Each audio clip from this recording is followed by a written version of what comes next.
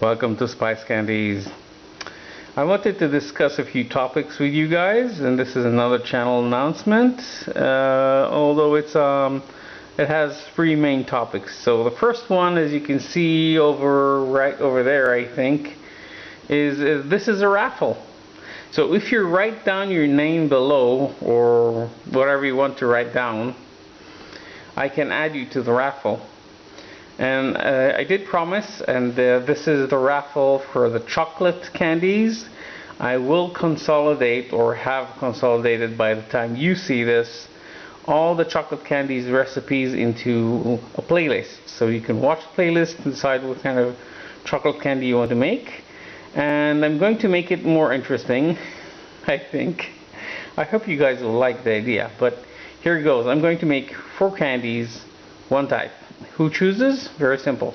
First guy to be chosen by random, his choice will be the main choice. So the candies he chose will be the candies distributed to all 4 people. The next 3 people will have to gamble it and get the candies he liked. Let me know what you think about the idea. Right below. Okay, so that's one topic I wanted to put over there. A second topic is what we're going to do next. I had quite a lag because I didn't have time to make candies, and I do want to get back into candy making. I do enjoy candy making. I'm just a bit stressed with this work I have and other things I have to do. Here goes. We got snakes in the house.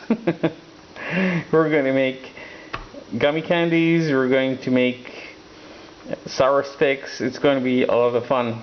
So that's the next thing we're going to do. And one last topic I wanted to discuss briefly are storing candies. People have asked, and I just want to say in under a minute, these candies were made at the beginning of this winter, and as you can see, although it's been very humid, relatively speaking, they're very free flowing and they don't stick to each other.